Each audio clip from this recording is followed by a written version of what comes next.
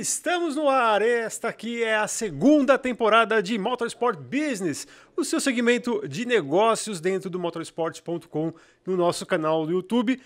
Algumas coisas não mudaram, por exemplo, o Felipe Mota ao meu lado para me ajudar nessa ajudar, uma belíssima ajuda ali, né, já que a gente vai ter ao nosso lado a honra de conversar com Denner Pires, um dos mais bem-sucedidos, podemos dizer, empresários dentro do motorsport brasileiro. Ele é o cara que manda e desmanda, manda prender, manda soltar da Porsche Cup Brasil, aí entre as principais categorias do automobilismo brasileiro. Primeiro, Denner, muito obrigado por atender o nosso convite aqui. Finalmente a gente conseguiu laçar o homem, Felipe. Agenda cheia. Ainda mais nesse iniciozinho de ano aqui, temporada começando daqui a pouco, e tá difícil, mas a gente conseguiu.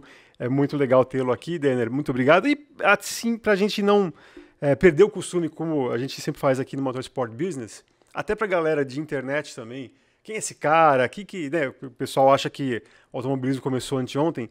A sua trajetória, eu quero saber como que você veio parar nesse meio até você ser o cara da Porsche Cup Brasil. Você já tem um envolvimento com o automobilismo muito grande, pelo que a gente sabe. Muito obrigado. Obrigado a vocês, obrigado pela oportunidade. Estar aqui é um grande prazer. Também estava ansioso para estar. Então, feliz aí que as agendas combinaram e estou aqui com o maior prazer. Obrigado pelas palavras. Bom, mas a minha história é com o automobilismo, né? Eu vou falar com os automóveis, né? Com o carro, com a gasolina, né? Começa lá da infância, quer dizer, acho que começa antes de eu nascer. Começa do meu pai, que meu pai é mecânico, né? A vida toda, autodidata, assim, um dos caras mais assim, né? Porque meu pai é mais inteligente aí que eu conheço. E eu, você imagina, molequinho, na oficina, querendo oportunidade para ir até lá, mexer um pouco, graxa, isso, aquilo.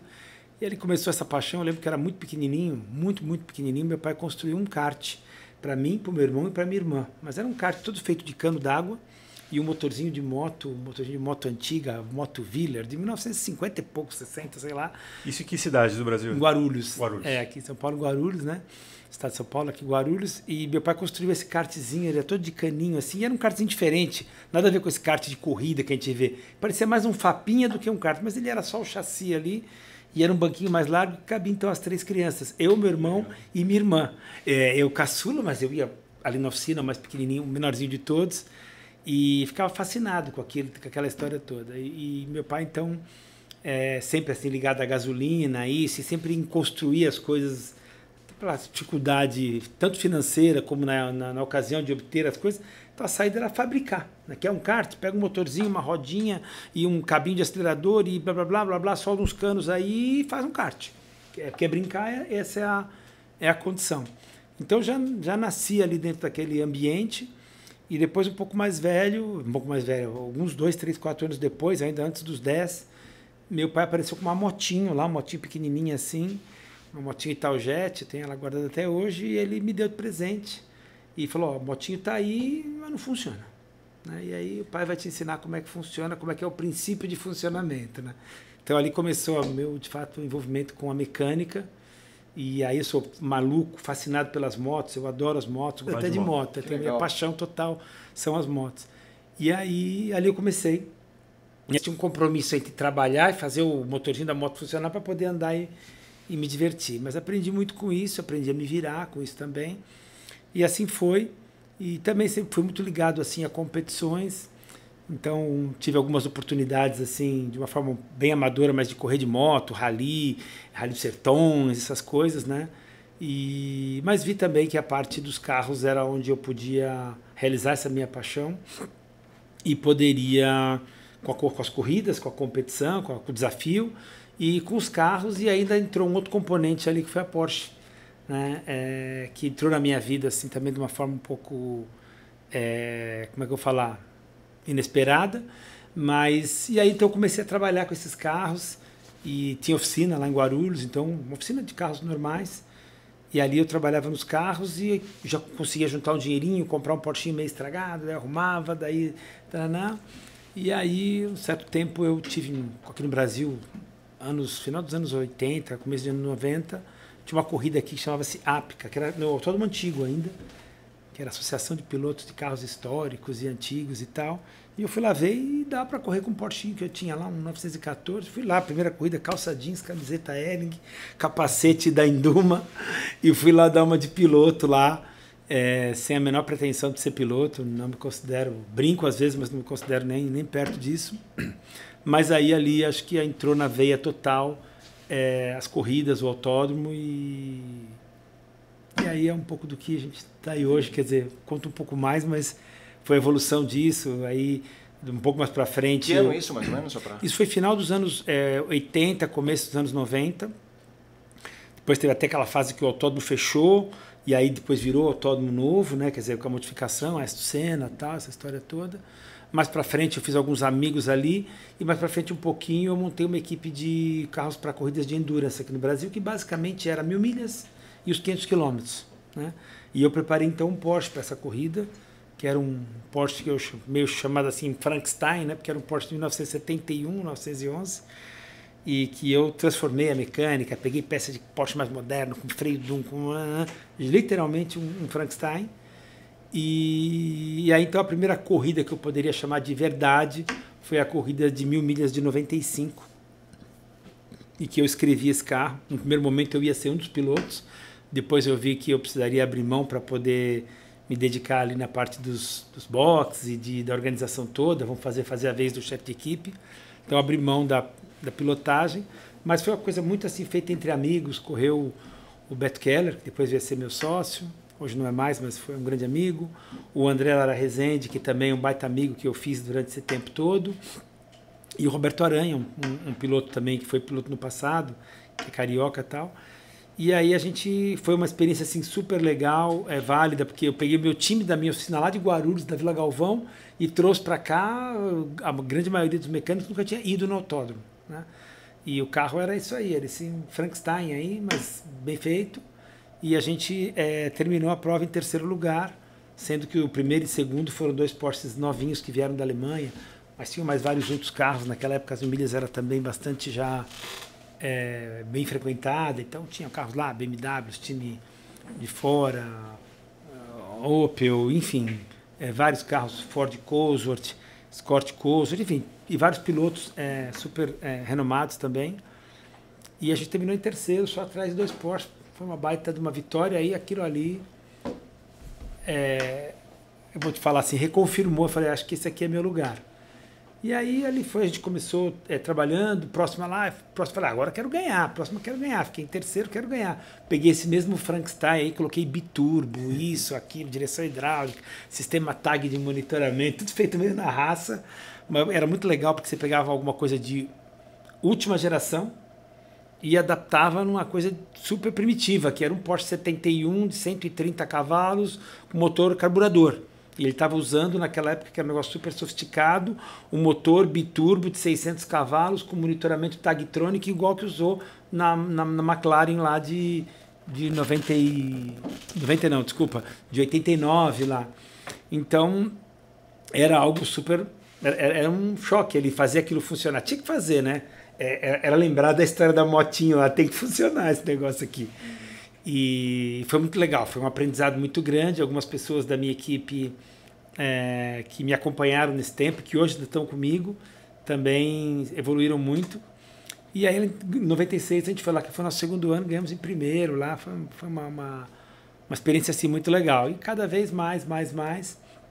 E sempre essa conexão com a Porsche. Eu nunca, para não falar que nunca, teve uma corrida que uma vez eu participei na Europa com um amigo meu, com o André, que eu fui navegador, que era uma corrida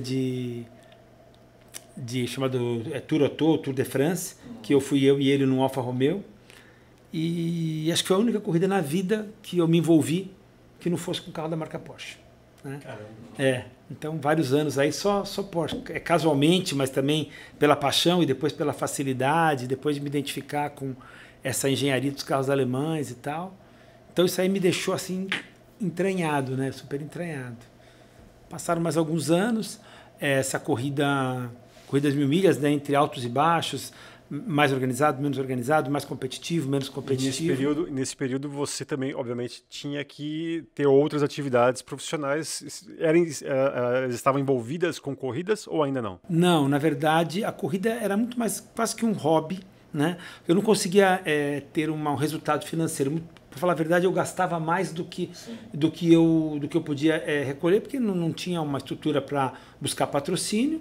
E ali eram amigos que juntavam as suas energias ali, né? O carro, o motor, isso, aquilo, e a grande parte do custo daquilo era o trabalho, e isso eu fazia pelo amor à arte, pelo conhecimento, pela vontade, né? Então, eu tinha assim, uma atividade paralela a isso, que era, como eu falei lá, a minha oficina lá de Guarulhos, já era uma oficina então especializada em Porsche e tal. E aí, em 97, me associei aqui com o Regis e montei a Stuttgart, que era o concessionário Porsche aqui em São Paulo. Então, paralelo a isso, então eu continuei com a equipe, que aí foi tomando um vulto um pouco melhor e tal, mas ainda não era uma forma de ganhar dinheiro. Muito pelo contrário, era uma forma de gastar dinheiro. Gastar bastante. Era aquela coisa de você gastar com um cavalo de corrida, sabe? Sim. Era o meu vício, né? E aí eu comecei a ver aquilo e tal. Falei, poxa, para ficar isso bom mesmo era ganhar dinheiro com isso, né? Como é que vai ganhar dinheiro com isso, né? Com uma equipe, com poucas corridas, né? Tinha 2 corridas no ano praticamente que dava para correr, às vezes tinha ano que não tinha, tinha uma só. Cara, não tem como é que faz para ganhar dinheiro com isso? E também eu via a 1000 milhas, uma corrida que, assim, que até acho muito legal isso, mas fica um pouco, às vezes, cruel para o competidor, uma coisa muito sem regras. Então, às vezes, eu ia lá com o meu carro, com o Porsche, era superior a todo mundo, ganhava uma corrida. Às vezes eu chegava lá, chegava alguém com um GT1 lá, um Jaguar Lister, um DTM, não sei o que lá, aí tinha um carro infinitamente superior ao meu, que eu tinha que me virar para tentar, algumas vezes conseguimos até ganhar na base da estratégia e tal. Mas então ficava aquela surpresa, aquela coisa que você fala, precisa ter um pouco de regra.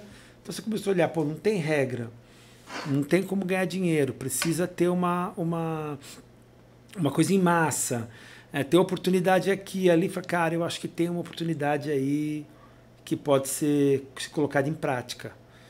Essa é a minha conexão com a Porsche. Lá a Porsche já tinha o campeonato Porsche Cup, né, Carreira Cup. Já acontecia em alguns países. Um formato diferente daqui do Brasil, porque lá o formato é o formato do automobilismo mais tradicional, né? A Porsche organiza o campeonato e cada time tem lá 2 carros, 3 carros, ou 4, ou 1, e cada time vive ali dos seus carros, né? E aí, nessa ocasião, eu olhei para isso e falei, poxa, acho que aqui no Brasil a gente vai enfrentar 2 dificuldades. As pessoas não conhecem muito o carro para formar times e tudo, esse é um negócio difícil. E também, o automobilismo é um negócio super caro, esses carros que estão lá do outro lado do oceano, né? Vamos falar assim, peças e tudo, cara, isso não vai funcionar, porque vai ficar um negócio extremamente caro. Sim. E para começar e tal, eu falei, pô, mas peraí, acho que tem uma fórmula no meio disso tudo, né? Ganhar essa energia, né? E fazer mais carros. Então, conseguir entregar essa igualdade e um custo mais baixo para os competidores. E, ao mesmo tempo, nessa sinergia, conseguir ganhar uma margem pequena em cada um, que isso justifica uma margem melhor lá no final, quando você soma tudo, fala, acho que tem um negócio aí, acho que vai dar para viver disso. E aí, então, começou esse projeto, esse desafio, isso aí, assim, comecei a enxergar isso lá para o ano 2000, 2001, eu comecei a trabalhar, as coisas acontecem aqui no Brasil, né? O dólar que vai para cima, sim, o não sei o que acontece, aí aquela incerteza, outros trabalhos ali também consumindo o teu tempo, mas com aquela chaminha ali, aquele negócio te incomodando ali, falei, putz, será que isso não é o pulo do gato, não é o pulo do gato? Até que em 2013 eu quase comecei, aí enfrentei um outro problema, né? Um outro problema era que a Porsche precisava de 1 ano para eu encomendar os carros, para pedir os carros com uma antecedência, né, para poder enviar. E eu consultava as pessoas aqui, as pessoas falavam para mim, começa, daqui 1 ano, se for legal, eu entro no ano seguinte. Então, eu tinha um hiato aí de 2 anos, né, o que a Porsche pedia de antecipação e o que os meus pilotos aqui, possíveis pilotos, pediam para poder enxergar o primeiro negócio.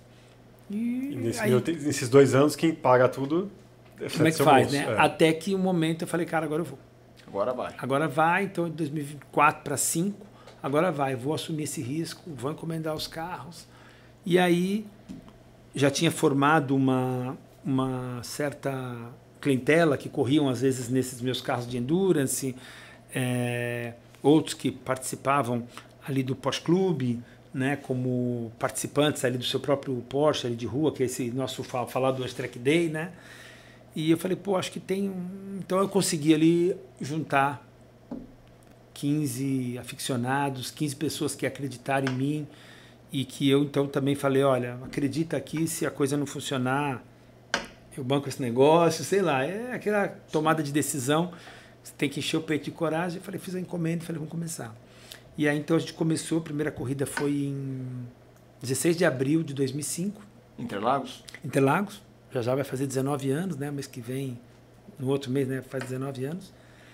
E na verdade não foi nem com 15, ali foram com 13 carros que a corrida deu a largada. Foi legal, foi uma baita experiência. Essas duas corridas não valeram para o campeonato, né, porque eram duas baterias, né? Totó Porto ganhou as duas, né? Até brinco. E eu falei não valia para o campeonato, se eu tivesse feito valer, Totó seria o campeão. Acabou que não foi, porque teve um acidente lá no meio do campeonato, mas baita mérito para ele. E a gente então ali começou e o negócio deu uma liga. E aí vi que pro ano seguinte já tinha mais gente interessada. É o famoso esperar para ver, né? Deixa eles na frente para ver. E aí eu fui tentar buscar mais carros. Aquele modelo já não fabricava mais, que era o 996 ainda, o carro com câmbio a gás, já fabricava o 997, que era o de 2005, 2006, né? E, putz, então, outra barreira ali, né? Como é que vai fazer para aumentar o grid? Aí falei com a Porsche, a gente arrumou uns carros que tinha usado na fábrica, uns carros que eles usaram, um carro que estava em teste na Michelin de pneu.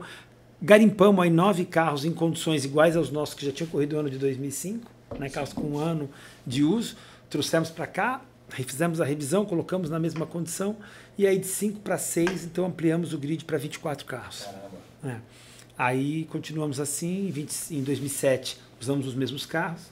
Mas deixa eu só te interromper, Daniel, fiquei com uma curiosidade. Para colocar de pé a categoria, você falou do trabalho aqui, imagino que tenha havido uma conversa com a Alemanha. O que foi o mais difícil para pôr de pé? Convencer os pilotos a acreditarem ou receber o aval da Alemanha de que, pô, conheço o Denner, cara legal, mas, pô, será que vai dar certo? A gente sabe que tipo de preconceito o Brasil às vezes tem nesse tipo de negócio.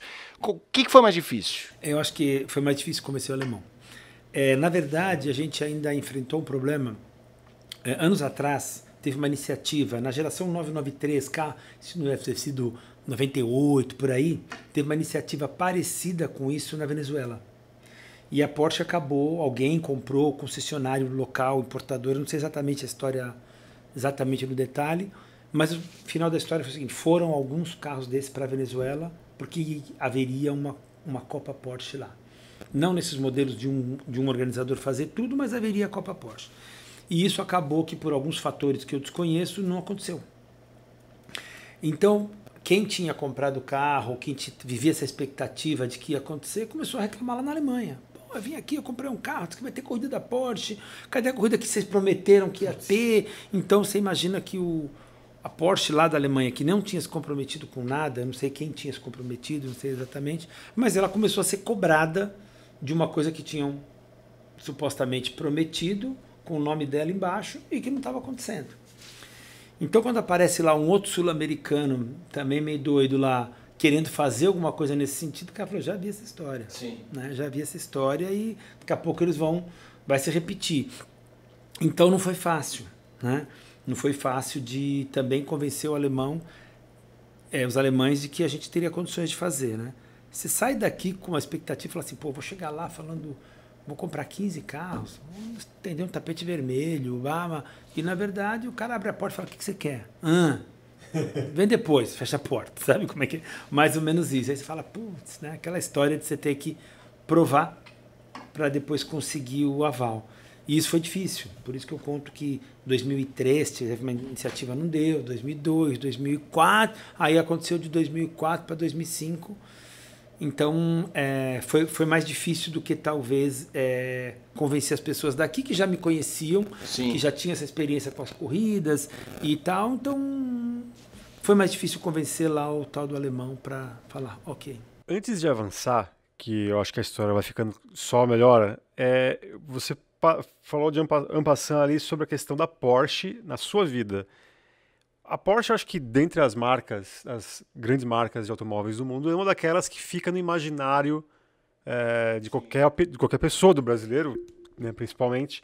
E certamente para você até convencer alguém a correr de Porsche, também você deve entender e usar esse argumento. Pô, é um Porsche, você vai correr de Porsche.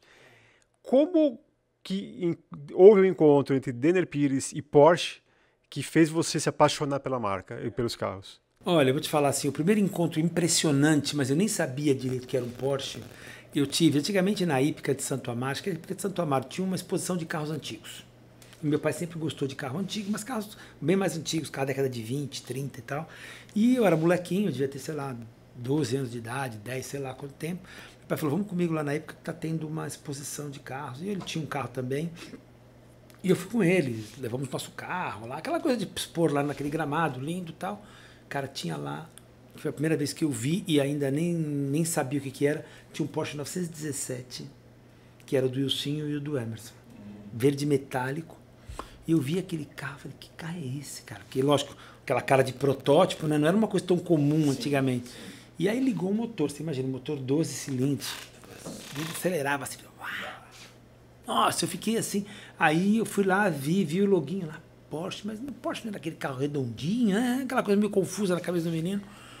Então, mas aquilo ali me deixou assim, bastante impressionado, né? Ok, fiquei aquela, né? Foi claro para mim aquele negócio.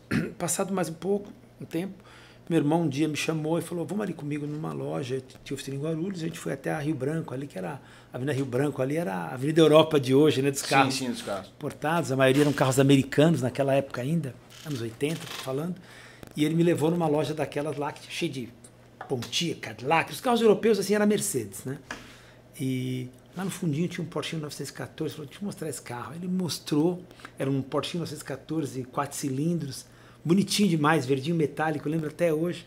Eu olhei e falei, cara, aí o dono da loja olhou assim, dois meninos, assim, meu irmão um pouquinho mais velho que eu, mas dois meninos, eu devia ter 16, meu irmão tinha 18, 20, eu tinha 14, que lá. Falei, cara, o cara ligou o farol levantou, abaixou, abriu o capô da frente, abriu de trás, né? O 914 tem porta-malas na frente, atrás, aquele abriu o capôzinho do meio ali, aquele motor ali. Cara, eu fiquei maluco. Cheguei pro meu irmão e falei assim, vou embora pra oficina agora, começar a trabalhar, para começar a juntar dinheiro para um dia comprar um troço desse. E aí passou um tempo e uns 2 anos depois, eu consegui comprar o primeiro Porschinho. E aí, por incrível que pareça, né, eu tinha, sei lá, 18 anos, né, tinha um pouquinho antes de 18, que quando eu comprei e vim com ele de São Paulo para Guarulhos, eu não tinha carteira ainda. E de Porsche. Mas era um Porschinho 914, 1.7, era um patinho feio da história, né, era o mais simplesinho que existia, mas era um Porsche. E aí eu lembro que eu tinha alguns amigos que falavam, pô, cara, vamos passear com o Porsche, as gatinhas. E eu não queria passear nada, eu queria desmontar o Porsche. Desmontava o câmbio, na outra semana desmontava o motor, na outra semana desmontava o freio. Eu queria entender aquela mecânica, aquela engenharia e me divertia de mexer no carro muito mais do que passear com ele. Então ali o Porsche me pegou e de lá para cá eu nunca deixei de ter um Porsche, né? Eu sempre trocava um pelo outro, comprava mais outro, vendia o outro e ali sempre foi... com Porsche a vida toda. Então assim que ele entrou, e cada vez mais que eu ia me aprofundando na marca e conhecendo os modelos mais sofisticados e tendo essa oportunidade, ia ficando cada vez mais apaixonado. E eu diria assim, por que eu fiquei apaixonado? Né? Eu ia te perguntar isso, por que o Porsche é o Porsche? Eu vou falar assim, por que pela eficiência do carro, né? Porque às vezes você olhava ali, via aquele bacana, teve aquele carro americano, aquele motorzão V8, 6 litros, sei lá, 7 litros, blá, blá, blá, um carburadorzão, um quadrijet, né? Cara, na hora que você ia lá medir performance, Porsche de 4 cilindros, às vezes batia naquele carro, chegava perto. O Porsche 6 cilindros, 2 litros, 2.2, dava um couro naquele carro ali. Até mesmo os outros europeus também, um Mercedes e tal. Então eu falava, cara, como esses caras fazem, parece que com menos um resultado melhor. Então isso começou a me deixar assim, bastante interessado, e aí então por isso interessado em desmontar e entender como é que essa engenharia transformava, parece que uma quantidade menor de metal numa eficiência maior. Então foi ali que eu falei, cara, esses caras são inteligentes, né? E depois tudo que a Porsche depois vai te ensinando no transcorrer do tempo, né? A durabilidade, que é uma coisa que é super famoso na Porsche, mesmo os carros de rua, como os de corrida, a qualidade do produto, aí a aparência, aí cara, aí você vai se contaminando com aquilo, aí você não vê mais nada, né? Você só vê aquilo na frente. Então hoje, se tem algum outro carro, eu abro o capô, eu olho assim, eu olho, eu acho que é legal, gosto de entender a tecnologia e tal, mas Porsche tem vontade de lá meter a mão e arrumar mesmo, fuçar lá e desmontar para ver. O Denner, a gente estava, quando eu te interrompi, indo quase numa linha do tempo, mas eu vou te fazer uma pergunta que talvez fuja do ano a ano, mas de fases, porque é muito comum vir alguém sentar onde você está e falar das dificuldades, porque não é uma coisa, quer dizer, pode até ser diferente no caso da Porsche, não é só uma coisa para o alto e avante, altitude de brigadeiro e beleza. Não, tivemos recentemente pandemia, então eu imagino que seja um ciclo de uma hora você fala, que maravilha, vem algo que parece que vai te dar uma rasteira, você tem que ficar de pé. Quais foram os momentos mais difíceis? De uma categoria já estabelecida, mas que você teve que dar uma rebolada para driblar uma adversidade pesada? Eu acho que assim, as dificuldades, elas sempre vêm quando você tem um negócio, né? Do ponto de vista financeiro. Claro, houve várias dificuldades do ponto de vista técnico, fornecimento, às vezes, de peça ou de carro, chega, não chega, logístico. Mas, quando você enfrenta uma situação financeira importante e onde você não tem um lastro tão grande para suportar, é onde te pega. Então, em 2009, naquela crise de 2009, foi uma situação assim importante. Eu falei, caramba, será que esse negócio aqui não vai funcionar? Voltar um pouquinho para trás, né? Por mais que eu conto lá, que eu falei, preciso ganhar dinheiro nesse negócio e que eu contei lá no começo da conversa, mas ainda era uma mistura um pouco de ganhar um dinheiro, mas era um hobby que se misturava e era uma aposta, será que vai dar, não vai dar? Eu tinha um outro negócio atrás ali que também me suportava. Então, no primeiro momento, eu falo, eu vou indo até onde a coisa vai, sempre com maior empenho, mas né, até onde a coisa vai. Se algum dia não vai mais por algum fator, cara, é hora de recuar. Mas também tudo aquilo que você vai assim com muito... não me fez muito chato, quando você vai com muita vontade, né, com muito coração, eu acho que existe uma diferença, como é que eu vou te falar? Dois pensamentos assim opostos, né? Você fala assim, putz, isso aqui é muito bom, uma hora vai acabar. Sabe quando parece que aquele doce vai acabar? E do outro lado você fala assim, putz, isso aqui não pode acabar de jeito nenhum, e para não acabar depende de mim. Então você fica sempre naquela... Então 2009 foi uma situação difícil, bastante difícil, e eu falei, cara, isso aqui precisa ser reinventado. Já estava nessa segunda geração de carros, que foi o 997, que estreou em 2008, mas ali deu uma pesada, e você vê, a mesma coisa isso aconteceu nesse mesmo ano, e nesse mesmo ano eu ativei a categoria que eu chamei de Light, que eram os meus carros 996 que estavam parados, e por uma conversa num autódromo com um baita amigo meu, que nessa época nem eu conhecia bem, encontrei ele no autódromo, cara, pega aqueles teus carros mais antigos lá, faz uma categoria pra gente. Foi o Dudu Rocha. Eu olhei assim, falei, já tinha um pensamento, falei, mas você tem gente? Não, eu tenho mais 3, 4, 5 amigos. Então eu falei, cara, eu acho que vai. Então, quer dizer, no começo de 2009, que eu tinha 22 carros de 997 para correr, tinha 16 carros correndo, e vendo todo mundo ali preocupado e mais alguém tentando recuar da corrida, né? Eu termino 2009 com os 22 mais 14 de 996 ativado ali. Então, quer dizer, passo de 16 para 22 e mais 14, 15, 996. Passo para 30 e poucos carros. Que loucura isso, né? Então, 2009 foi uma tensão assim importante. E aí, seguindo até a linha do tempo, como que vocês conseguiram ali, depois só nessa curva que a gente fala, né, que eu falei até que ia melhorar o papo, porque eu acho que começa efetivamente a Porsche se estabelecer como uma categoria de ponta dentro do cenário brasileiro, né? Sim, eu começo a ver que aquela, vamos chamar lá, brincadeira, aquela conversa entre amigos, de amigos que ou já tiveram uma experiência com corrida e deixaram de ter por outros negócios, ou nunca tiveram, mas tiveram vontade, começa a despertar algum interesse ou outro de pessoas que já são, não estou nem falando naquele momento de tops profissionais aqui do Brasil, mas de pessoas que já tiveram um envolvimento. Opa, são pessoas já um pouco mais experientes, ou que já viveram profissional. Opa, esse negócio que tem uma outra tem outra dimensão aí. Então, também ali em 2008 para 2009, também eu tinha como eu falei no início da categoria, eu tinha um sócio, foi o Beto Keller, que é super meu amigo, e que a categoria nasceu da gente ficar conversas ali, trocando informações, e a gente acabou virando sócio. Mas em 2008, ele tinha outros negócios para cuidar, também o negócio não tinha um resultado financeiro legal, então a gente resolveu que ele ia cuidar da vida dele e eu ia tocar esse negócio. Logo que a gente resolveu isso, pouco depois veio essa crise, então quer dizer, tudo que foi ali colaborando, apertar. Ou não colaborando. Eu digo, colaborando para você não fazer, não colaborando para fazer, exatamente.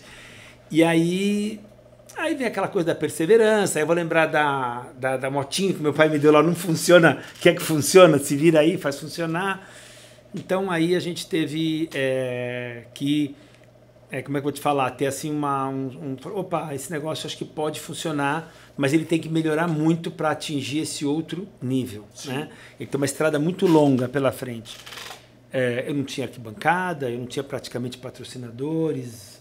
Como eu estou te falando, era uma brincadeira de amigos ali, super bem feita e tal, mas era uma brincadeira de amigos. Falei, cara, isso tem que tomar um outro rumo. Precisa vir dinheiro de outro lugar. Então foi de novo quando eu peguei e falei, mesma reflexão que eu tive lá atrás, como é que eu faço isso aqui funcionar, a corrida e vivo de dinheiro disso, né? Agora tem a corrida, cara, mas ela não está ficando em pé. Como é que eu faço isso aqui ficar em pé? Porque aí seria o auge do negócio, falar assim, agora ficou em pé de uma forma verdadeira. Então aí você começa a pensar, né, cara, televisão, mas eu não tenho um espetáculo tão digno para estar na televisão ali num horário tão nobre, público, mas, cara, tá bem feito a parte esportiva e a parte técnica, não tá ainda 100%. Então, peraí, vamos ser conscientes, vamos fazer a base, né? Vamos deixar a parte técnica, a parte esportiva, tudo bem arrumado ali, e eu poder vender alguma coisa para um patrocinador ou para um cliente de uma forma que eu estou seguro, falar, esse aqui é o meu produto, tá aí a prova de bala, de comprovação, de questionamento. Eu falei, não, tem um tempo, tem um chão nisso. Então, e aí esse chão é o quê? Reinvestir na equipe também, na treinamentos, e enfim. E aí, então, foi essa sequência de investimento, que para mim não era doído, porque como aquilo ali, ao mesmo tempo, era o meu trabalho, mas ao mesmo tempo era o meu vício, então pegar daquilo ali, pegar de uma mão e dar para outra, não me custava nada, muito pelo contrário, era prazer de ganhar para reinvestir. E eu falei, pô, vamos nessa. Muitas vezes algumas pessoas falavam, cara, tudo na mesma sacolinha, tudo na mesma cestinha, será que não é hora de diversificar? Tudo bem, eu tinha lá o meu outro negócio, mas eu falava, cara, mas é o meu vício, é o meu consumo, cara, vou com tudo, também eu acredito. Sim. E aí fui acreditando, mas sabendo, assim, a longo prazo, o que eu tenho que fazer lá em 2000 e não sei quanto. Não vou falar que eu estava pensando em 2020 naquele momento, eu estava pensando em 2015, em 2017, eu já estava pensando 5, 10 anos para frente. Acho que um pouco dessa cultura de trabalhar um pouco com a Porsche, com os alemães, me fez pensar um pouco assim. Uhum. E também a realidade, né? Não adiantava eu querer uma coisa para ontem. Não era a realidade, né? Eu falei, cara, eu tenho saúde, tenho juventude aqui para isso, né? Cara, eu acho que eu vou acreditar. Porque não vai dar para ir para casa sem acreditar nisso daqui, sabe? Vai ficar, acho que talvez até um trauma aqui. Eu vou acreditar. Vamos lá, vamos com tudo. E aí era reinvestimento em cima de reinvestimento, tentando diversificar as áreas. E aí trazer pessoas que viessem ali para trabalhar, que precisam, que vivem daquilo, mas que viessem com o coração também. Muito importante isso, porque tem muita gente que sofreu uma série de momentos ali que, se não fosse o coração, não teria falado, ó, vou largar o bastão aqui, vou cuidar da minha vida, e que eu diria, tá justo, tá fair, né? Isso aqui não tá fácil. Então, as pessoas, eu percebia que muito mais ali para mim formar essa equipe era muito mais do que às vezes pensar até na capacidade técnica, era falar assim, quero ver teu coração, quero ver tua paixão. A capacidade técnica eu sei, eu consigo te passar, e junto a gente aprende, né? E aí foi indo. E aí outras coisas foram também me deixando assim muito interessados com a parte do negócio em si, porque até então No primeiro momento era técnica, era o carro, era o desafio, era a mecânica, era entender a engenharia, fazer o carro funcionar bem, montar uma equipe boa. Você fala, cara, tem um lado de marketing aí, tem um lado business aí, que não era a minha formação, mas também como empresário, também você sempre entende um pouco disso. Mas não vou dizer para você que eu entendo de divulgação de campeonato de corrida, de marketing esportivo e etc. Eu falei, isso vai na raça, né? E vai na raça e é o legal. E se eu pudesse voltar no tempo e tivesse recurso e existisse aqui no Brasil uma pseudo-agência para falar, deixa que eu cuido disso para você e tá aqui, tá feito e tal, e eu pudesse escolher, eu teria falado, não quero, cara, eu quero fazer porque eu quero aprender isso daí, eu quero viver isso daí. Então hoje eu sei, assim, eu vivo o Porsche Cup, eu sei o que tem lá dentro, eu construí, talvez pessoas profissionais de determinadas áreas, talvez teria feito algumas das operações melhor do que eu, não tenho dúvida disso. Mas eu falei, mas eu quero fazer. Tem aquele cara que fala, não quero comprar o bolo pronto, eu quero bater lá. Mas não vai ficar tão bom, mas eu quero. O meu vai ser o meu. Sim. Batido lá, a clarinete lá, meio mal, eu quero achar o ponto, né? E aí eu comecei a me interessar por essas outras áreas, né? A área dos negócios, a área de divulgação. A parte do relacionamento com o cliente sempre foi uma coisa muito forte comigo. Porque desde garoto sempre fui para a oficina do meu pai e sempre achei que o mais importante é você ter o cliente bem mantido. Então, aí começou a ficar cada vez mais interessante o negócio. Denner, eu tenho duas perguntas, mas uma é rápida. Pensando nesse aspecto business da coisa, envolvendo técnica, tecnologia, business, marketing, que ano é o ano da mudança de patamar da Porsche? Para Porsche, a gente sabe que dificuldade você vive hoje, mas que você fala, meu, o bicho virou grande. O bicho hoje virou grande. Qual é o ano dessa mudança? Cara, acho que o bicho começou a virar grande 18 para 19, 19 ali, e aí, pau! Pandemia. Pandemia na orelha. Porque 18 a gente começou a fazer... Eu tinha feito algumas tentativas de arquibancada e tal, mas, putz, você fazia uma ação lá, vinha com a pessoa. Não, isso dá até desânimo. E aí, mas aí começou a dar uma liga ali e tal, eu falei, opa, pegou. 19, já tinha uma... Sabe, já turminha ali. Tinha uma turminha ali, tinha uma turminha dentro dos boxes ali no meu VIP. Opa, 18 para 19, 19, chegou. Falei, cara, chegou, meu. Chegou. Aí chegou 19, acabamos no final de 19, falei, cara, agora 20. Regacei as mangas, que agora é a hora. Primeira corrida de 2020, por incrível que pareça, por uma coincidência, a Porsche Cup foi primeiro campeonato aí às pistas. A gente começou um pouco mais cedo, ali no começo de março. Sim, sim. Né? E foi exatamente o seguinte, eu nem sabia direito o que era a pandemia, tá? Eu fico também, às vezes, muito ilhado dentro das minhas coisas, nem as coisas que estão acontecendo no mundo, às vezes nem estou muito ilhado, muito ali atualizado. E aí eu fui para lá, quando chegou na quinta, aquele barulho de pandemia, de não sei o que e tal. Lógico, tinha ouvido falar, mas, cara, isso aí tá do outro lado de lá. Na sexta o negócio ficou mais tenso. Quando chegou na sexta, cara, eu vi aquele negócio começou a ficar quente. E a gente corrida de sábado só. Cara, eu olhei, tipo, pus a cabeça para fora da janela, falei, meu mundo tá acabando lá. E foi bem naquela fase que decretaram a pandemia. Sim, o lockdown mesmo. Exatamente. Numa sexta-feira à noite. Ficou até assim, vai decretar ou não vai decretar? Vai decretar. Putz, chamei ali meu time, pensa daqui, pensa de lá. Cara, convoca todo mundo. Devolve o dinheiro da arquibancada para todo mundo que comprou. Devolve o dinheiro dos patrocinadores que estão dentro do paddock. Devolve o dinheiro de quem comprou a credencial. Devolve o dinheiro de todo mundo. Amanhã, piloto, engenheiro, mecânico, time aqui e mais ninguém no autódromo. Vou fazer a corrida, porque eu estava lá com o autódromo montado. Cara, fizemos uma corrida. Tudo bem, a corrida do ponto de vista ali aconteceu, a televisão aconteceu e tal. O sentimento, você fala, cara, o que vai acontecer, né? Segunda-feira você vai lá para a oficina, aquele negócio você não sabe agora quando é que vai ser a próxima, etc. E aí teve um marco assim importante. Voltamos para lá, compra negócio para esterilizar, não compra, separa os meninos para comer ali, não sabe nem o que fazer, né? Cara? Sim. Não sabia o que fazer. Manda todo mundo ficar em casa. Aí vem aquelas regras lá, manda todo mundo ficar em casa, paga 25%, pode mandar embora, não pode mandar embora, pega o auxílio não sei de quem. Falei, caramba, meu, qualquer decisão, né? E, cara, eu ficava olhando para aquilo ali tudo e aí eu olhava lá para as pessoas que eu acabei de falar, que trabalham lá com o coração também. Então, determinado funcionário lá, um colaborador nosso lá, sei lá, comprou uma moto, outro casou, outro comprou uma casa, outro comprou um carro, outro tem sua vida. Fala, como é que você vai viver com 25%? Eu sei que a lei permite, sei que... Como é que o cara vai viver com 25%? Cara, não sei o que dizer. Falar o que pro meu patrocinador? Cara, fiquei uns 4 dias assim, meio fora, assim, pensando, fora do ar, assim. Botei lá e falei assim, vamos fazer o seguinte, ninguém vai ganhar 25%, ninguém vai, nós vamos tomar todos os cuidados, vamos vir para cá, não sabia quando é que ia ter a próxima corrida. Eu ia ter um apelo aí para todo mundo, vamos reformar a empresa. Bom, você que é engenheiro, você topa pintar a parede? Cara, eu sou engenheiro, você topa pintar a parede? Você que é mecânico, você topa, sei lá, consertar o telhado? Você que é não sei o que lá, elétrico.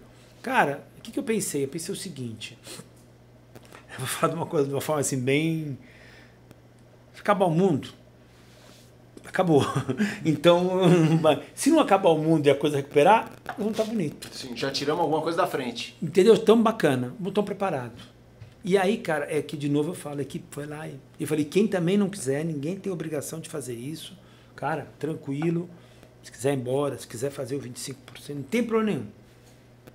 A minha opção é não fazer e a gente continuar trabalhando aqui, tomar todos os cuidados. A gente vai almoçar lá no pátio, lá fora. Um come um prato aqui, o outro lá. Vamos tomar todo o cuidado do mundo.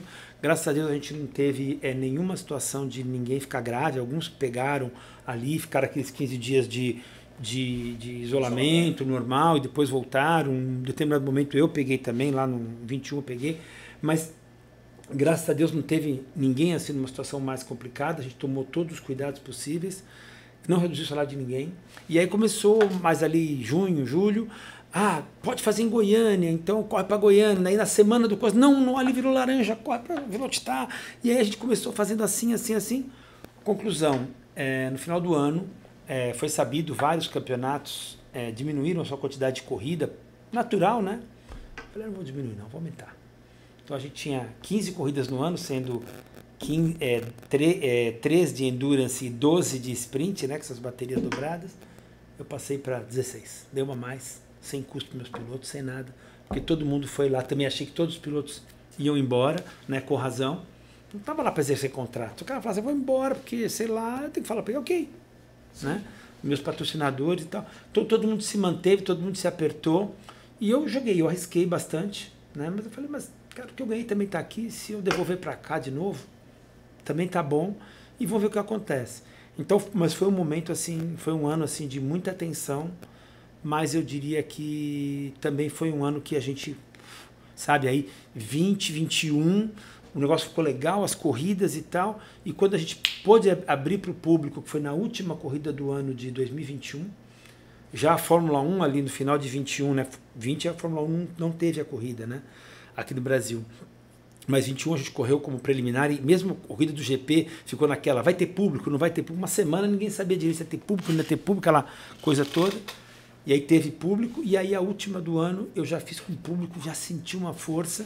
Aí 22 começamos forte, deu aquela ameaça de novo, mas aí já foi controlando e tal. Então aí eu vou te dizer que aí 22 a gente sentiu que o negócio ficou legal. Ficou legal. Aí carro novo... Aí mais competitividade, outros pilotos, aí... Você tinha mais uma Eu tinha mais uma. A outra é a questão dos pilotos. Obviamente a Porsche é uma categoria muito particular, muito única. Basta você ir ao paddock, o nível lá de serviço, de experiência. E a minha pergunta esbarra, porque nós como jornalistas, a gente percebe que tem uma diferença clara, que nem todo piloto gosta de aparecer. Né? Estamos falando de muitos que são grandes empresários. Como é lidar com eles? Muitos, você falou, começou tudo como um amigo. Hoje em dia, acho que você tem muitos amigos, outros são clientes, não sei como fala. Como é o piloto da Porsche? Você conhece o automobilismo como um todo. A particularidade de um piloto Porsche Cup em comparação a um piloto de categorias mais raízes? Então, houve uma mudança muito grande, né? Então, eu vou tentar falar um pouquinho lá das primeiras corridas, que era um compromisso que eu tinha de não divulgar, de não aparecer. Alguns pilotos ficavam um pouco preocupados, porque isso aí ia ter uma conotação um pouco... Sei lá se era uma conotação um pouco ostentação, playboyzice, eu não sei qual que é o nome disso, mas ficavam ali preocupados. Ninguém deve nada para ninguém, mas existia uma certa preocupação com isso. A preocupação da conotação era de achar que esse piloto estava ali, que tinha alguma coisa, sei lá, ostentação. Mas do lado assim esportivo, ninguém se incomodava, né? Qual que era o meu lado ali da história? Eu não quero que alguém vai te entrevistar lá sendo meu piloto, porque você é o empresário X ou Y, mas te entrevistar como piloto. Pode ser até que você seja o último da corrida. Como é que é chegar em último? Como piloto, beleza, não tem problema. Então eu coloquei uma coisa antes dos meus pilotos, que nem sempre eles estavam preocupados com isso. Eu falei o seguinte: você quer entrevistar o piloto X como piloto? Vem aqui e entrevista. Você quer entrevistar ele como empresário? Fala na assessoria dele, liga lá na empresa dele. Aqui ele não é empresário. Aquele piloto. Por mais que ele não seja profissional desse negócio. Mas é lógico que muitas vezes algum tipo de imprensa se confunde ou aproveita de uma oportunidade para chegar e tal. Então a gente sempre mantinha isso, tentando até combinar com os veículos. Fala, cara, por quê? Porque a gente não quer que a nossa categoria seja uma ferramenta para você chegar até essa pessoa. Se você quiser chegar a essa pessoa, vai lá pelos meios que te interessam. Empresário bem-sucedido, ou isso, ou aquilo. Vai lá. Aquilo é piloto, né?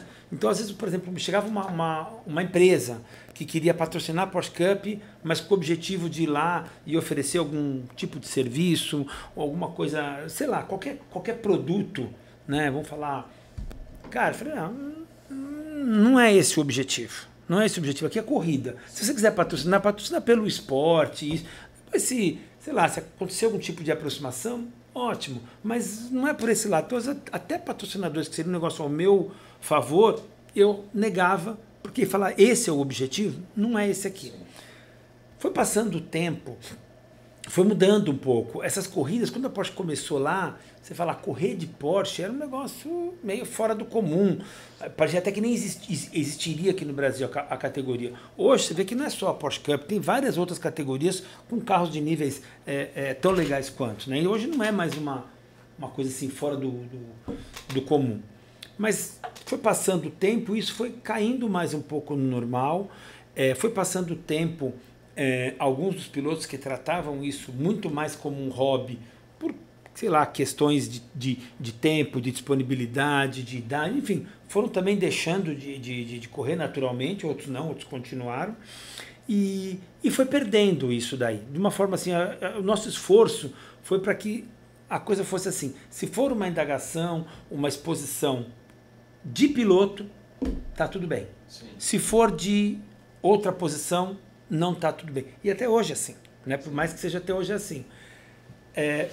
Esse tempo todo passou e existem pilotos hoje dentro da Porsche Cup que vivem dos seus patrocínios e têm a necessidade de exposição, né? Então mudou totalmente. Então quase que eu digo para você como repórter, faça a cobertura desse piloto, veja que ele dê visibilidade. Eu contrato a televisão para isso, né? Eu contrato uma série de meios, né? Tem um departamento lá de marketing lá dentro e divulgação para isso. Então, falei, beleza, perfeito, esse é o objetivo. E a gente foi tratando isso com toda a delicadeza, não tanto para proteger, mas sim para não tomar um caminho errado, porque daí eu ia falar assim, pô, o meu esporte, o meu trabalho, tudo não vale nada. O que vale aqui é a personalidade desse empresário, porque ele tem essa posição ou aquela posição. Claro. Diminuía o meu negócio. E, cara, com isso, acho que ficou todo mundo bem assim, servido. Eu não vi ninguém que se espantou com isso. E hoje a gente tem lá um ambiente que tem lá, a imprensa é super bem-vinda, a televisão, enfim, tudo que um campeonato tem, tratando da forma que ele é. Pronto, para mim é muito simples. Isso. Podemos confirmar isso. O Motorsport acompanhando sempre a Porsche nos últimos anos. Agora, falando do evento em si, né, Denner, e o Felipe está aqui, que não vai deixar mentir, eu acho que o evento em si hoje da Porsche Cup, ele é comparável aos principais do mundo inteiro. Você que tem, que tem aí é mais. A experiência de 10 anos de cobertura de Fórmula 1, você viu muita coisa, viu também os campeonatos, deve ter visto também os campeonatos da Porsche na Europa. Acho que não tem comparação o que é feito aqui no Brasil com o restante do mundo. Né? Eu acho que esse é um gancho para jogar pro Denner, porque cobrindo a Fórmula 1 tem a Porsche correndo no fim de semana e tem essa coisa da experiência lá. Eu me lembro que como credenciado da Fórmula 1, quando a gente ia pro paddock da Porsche, ganhava aquele stickerzinho para ir pro catering para comer na Porsche, ou porque ia ter um evento na Porsche. Era um negócio que todo mundo falava, opa, hoje tem evento na Porsche. Você tava na Fórmula 1. Sim. Então, assim, é um negócio... eu não saberia dizer em relação a outros países aí, das locais, mas eu acho que esse gancho que você deu, Eric, é importante para entender com o Denner. Como é hoje a relação com a Alemanha, a mesma Alemanha que lá atrás você teve que sapatear e que de repente hoje olha para o Denner e fala, cara, fora da Alemanha, a melhor que eu tenho é no Brasil. Existe esse tipo de diálogo e feedback? Existe. Assim, a gente é super bem reconhecido, o trabalho, os números mostram isso, né? Existe sim. A gente também tem um trabalho que acaba funcionando para a Porsche, que é um trabalho que eu diria assim de um grande laboratório, né? Porque o que é normal, né, em toda a competição? A Porsche lança um carro, ou qualquer marca lança um carro, foi para a tua equipe lá, teve um problema, você perdeu a corrida por causa disso, não dizer que teu carro parou lá, não performou, você foi lá, achou o problema, o que você faz? Eu vou ficar quietinho, arrumar aqui e vou rezar para o meu concorrente ter o mesmo problema na próxima etapa, porque é uma forma de eu compensar a minha perda dos meus pontos. A Porsche Cup não é assim. A Porsche Cup, eu tenho todo o interesse de levar para a Porsche e falar, olha, pifou esse carro aqui, vamos olhar lá se todos os outros não tem, vamos tomar uma decisão, uma atitude de reparo para mim e para todos os carros da Porsche que estão correndo no mundo todo, que os carros que correm aqui no Brasil são exatamente idênticos aos que estão correndo na Europa, Estados Unidos, enfim, qualquer Porsche Cup oficial. Então, a gente, de uma certa forma, presta esse serviço para a Porsche. Tem engenheiros lá, hoje que ficam o dia inteiro só analisando dados e tal, e a gente se antecipa. Às vezes a gente até documenta alguma coisa que daqui a pouco vem um recall, que a gente vê que é espalhado para o mundo todo e para a gente. Então essa relação de respeito e que foi ali buscado às duras penas, ela é grande. E o que coroa isso é um negócio assim, super interessante, que para mim assim, foi um dos auges, assim, falando de Porsche, entender como é que a gente tem esse título Carreira Cup. Para entender rapidamente como funciona lá a parte de campeonatos monomarca da Porsche, a gente tem lá o Super Cup, que é o campeonato que acompanha a Fórmula 1 quando a Fórmula 1 está na Europa. Então é um campeonato internacional que acontece uma etapa em cada lugar. Depois a gente tem os Carreiras Cups dos países, e o Carreira Cup, ele tem esse nome Carreira Cup, e ele tem critérios altos. Então, só tem Carreira Cup os campeonatos que são organizados pela Porsche AG, não os campeonatos que são organizados por um homologado como eu, né? Então, se você for lá e ganhar uma homologação, conseguir uma homologação, você não vai ser um Carreira Cup. O Carreira Cup está no estágio acima. E eu, em determinado momento, falei, eu queria todos os guides do Carreira Cup. Mas para quê? Cara, eu quero colocar na... E quando foi em 2017 para 2018, foi o único campeonato brasileiro feito por um homologado que tem o nome Carreira Cup. Então, isso é um mérito do Brasil também, da nossa equipe e do nosso trabalho. Então, foi um reconhecimento. Manda bala. Posso fazer mais uma? Denner, me pega muito, obviamente, uma questão pessoal, essa questão pai-filho, né? Eu tenho 2 filhos pequenos e tal, e me chamou muito a atenção a hora que você se referiu ao seu pai. Porque dá para perceber, o Eric também tem uma filha nova, tal, deu para perceber a luz que você trouxe ao falar do seu pai. E aí eu queria comparar o que você falou com o ofício dele, que é o seu. Porque quando eu cobri a Fórmula 1, era um assunto tabu falar sobre ser mecânico com o Ron Dennis, que era mecânico. Mas ele subiu na vida e não era algo que ele gostava. E você fala com lágrimas nos olhos do seu pai e do seu ofício. O que significou para o seu pai na sua vida e o que significa o seu ofício como mecânico? Bom,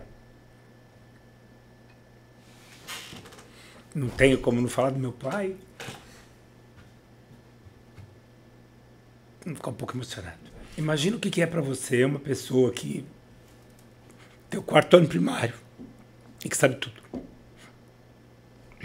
Então, na minha casa, eu, meus irmãos, meu pai ensinava tudo como funcionava. A geladeira eu sei como funciona, porque meu pai me ensinou. O avião eu sei que voa, porque meu pai me ensinou.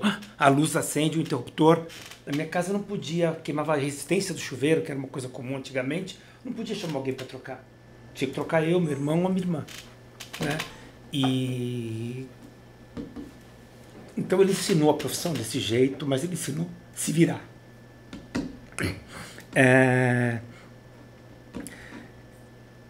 Aí, quando eu consigo realizar o que eu realizei, graças a esse ofício, mas principalmente essa vontade de fazer, essa necessidade de conseguir ter que ir lá e resolver, cara, ele está dentro de mim.